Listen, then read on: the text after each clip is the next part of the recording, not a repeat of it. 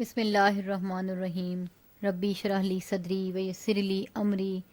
واحلل عقدۃ من لسانی یفقہوا قولی۔ ربی زدنی علما۔ حج کیا ہے؟ حج ایک معین اور مقررہ وقت پر اللہ کی دیوانوں کی طرح اس کے دربار میں حاضر ہونا اور اس کے خلیل حضرت ابراہیم علیہ السلام کی اداؤں اور طور طریقوں کی نقل کر کے ان کے سلسلے اور مسلک سے اپنی وابستگی اور وفاداری کا ثبوت دینا اور اپنی استطاعت کے بقدر ابراہیمی جذبات اور کیفیات سے حصہ لینا اور اپنے کو ان کے رنگ میں رنگنا۔ مزید وضاحت کے لیے کہا جا سکتا ہے کہ اللہ تعالیٰ کی ایک شان یہ ہے کہ وہ ذوالجلال و جبروت،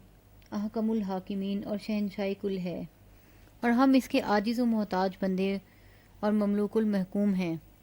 اور دوسری شان اس کی یہ ہے کہ ان کی تمام صفات جمال سے بدرجہ اتم متصف ہے، جس کی وجہ سے انسان کو کسی سے محبت ہوتی ہے، اور اسی لحاظ سے وہ بلکہ صرف وہی محبوب حقیقی ہے۔ اس کی پہلی حاکمانہ اور شاہانہ شان کا تقاضا یہ ہے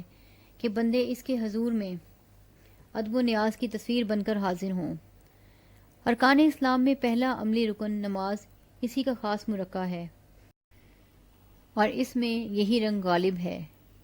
اور زکوٰۃ بھی اسی نسبت کے ایک دوسرے رخ کو ظاہر کرتی ہے۔ اور اس کی دوسری شان محبوبیت کا تقاضا یہ ہے کہ بندوں کا تعلق اس کے ساتھ محبت و والیت کا ہو۔ روزے میں بھی کسی قدر یہ رنگ ہے، کھانا پینا چھوڑ دینا اور نفسانی خواہشات سے منہ موڑ لینا عشق و محبت کی منزلوں میں سے ہے، مگر حج اس کا پورا مرقع ہے۔ سلے کپڑوں کی بجائے ایک کفن نما لباس پہن لینا، ننگے سر رہنا، حجامت نہ بنوانا، ناخن نہ ترشوانا، بالوں میں کنگھا نہ کرنا، تیل نہ لگانا، خوشبو کا استعمال نہ کرنا، میل کچیل سے جسم کی صفائی نہ کرنا، چیخ کے لبیک لبیک پکارنا، بیت اللہ کے گرد چکر لگانا، اس کے ایک گوشے میں لگے ہوئے سیاہ پتھر حجر اسود کو چومنا اور اس کے دیوار سے لپٹنا اور آہوزاری کرنا، پھر صفا و مروہ کے پھیرے کرنا، پھر مکہ شہر سے بھی نکل جانا اور منی اور کبھی عرفات اور کبھی مزدلفہ کے صحراؤں میں جا پڑنا، پھر جمرات پہ بار بار کنکریاں مارنا۔ یہ سارے اعمال وہی ہیں جو محبت کے دیوانوں سے سرزد ہوا کرتے ہیں، اور حضرت ابراہیم علیہ السلام گویا اس رسم عاشقی کے بانی ہیں۔ اللہ تعالیٰ کو ان کی یہ ادائیں اتنی پسند آئیں کہ اپنے دربار کے خاص الخاص حاضری حج و عمرہ کے ارکان و مناسک ان کو قرار دے دیا۔ انہی سب کے مجموعے کا نام گویا حج ہے، اور یہ اسلام کا آخری اور تکمیلی رکن ہے۔ حضرت ابو ہریرہ رضی اللہ عنہ سے روایت ہے کہ رسول اللہ صلی اللہ علیہ وآلہ وسلم نے ایک دن خطبہ دیا اور اس میں فرمایا، اے لوگو، تم پر حج فرض کر دیا گیا ہے، لہٰذا اس کو ادا کرنے کی فکر کرو۔ ایک شخص نے عرض کیا، یا رسول اللہ، کیا ہر سال حج کرنا فرض کیا گیا ہے؟ رسول اللہ صلی اللہ علیہ وآلہ وسلم نے اس کے جواب میں خاموشی اختیار کی اور کوئی جواب نہیں دیا، یہاں تک کہ اس شخص نے 3 دفعہ اپنا وہ سوال دہرایا تو آپ صلی اللہ علیہ وآلہ وسلم نے فرمایا کہ اگر میں تمہارے اس سوال کے جواب میں کہہ دیتا کہ ہاں، ہر سال حج کرنا فرض کیا گیا، تو اسی طرح فرض ہو جاتا اور تم ادا نہ کر سکتے۔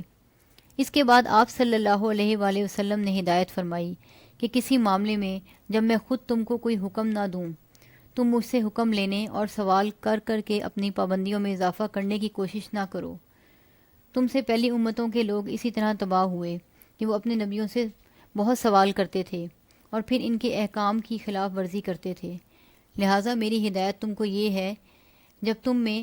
سے کسی کو کسی چیز کا حکم دوں تو جہاں تک تم سے ہو سکے اس کی تکمیل کرو، اور جب تم کو کسی چیز سے منع کروں اس کو چھوڑ دو۔ حضرت عبداللہ بن ابن مسعود رضی اللہ عنہ سے روایت ہے کہ رسول اللہ صلی اللہ علیہ وآلہ وسلم نے فرمایا کہ پے در پے حج کیا کرو اور عمرہ کرو، کیونکہ حج اور عمرہ دونوں فقر و محتاجی اور گناہوں کو اس طرح دور کر دیتے ہیں جس طرح لوہا اور سونار کی بھٹی لوہے اور سونے چاندی کا میل کچیل دور کر دیتی ہے۔ حضرت عبداللہ بن ابن عمر رضی اللہ عنہ سے روایت ہے کہ رسول اللہ صلی اللہ علیہ وآلہ وسلم نے فرمایا، جب کسی حج کرنے والے سے تمہاری ملاقات ہو تو اس کو اپنے گھر میں پہنچنے سے پہلے اس کو سلام کرو اور مصافحہ کرو اور اس سے مغفرت کی دعا کے لیے کہو، کیونکہ وہ اس حال میں ہے کہ اس کے گناہوں کی مغفرت کا فیصلہ ہو چکا۔ اس کی دعا کے قبول ہونے کی کوئی خاص توقع ہے۔ حضرت ابو ہریرہ رضی اللہ عنہ سے روایت ہے کہ اللہ کا جو بندہ حج یا عمرے کی نیت سے یا راہ خدا میں جہاد کے لیے نکلا، پھر راستے ہی میں اس کی موت آ گئی، تو اللہ تعالیٰ کی طرف سے اس کے واسطے وہی اجر لکھ دیا گیا جو حج و عمرہ کرنے والوں کے لیے اور راہ جہاد کے لیے مقرر ہے۔ اللہ تعالیٰ ہم سب کو عمل کی توفیق دے، آمین۔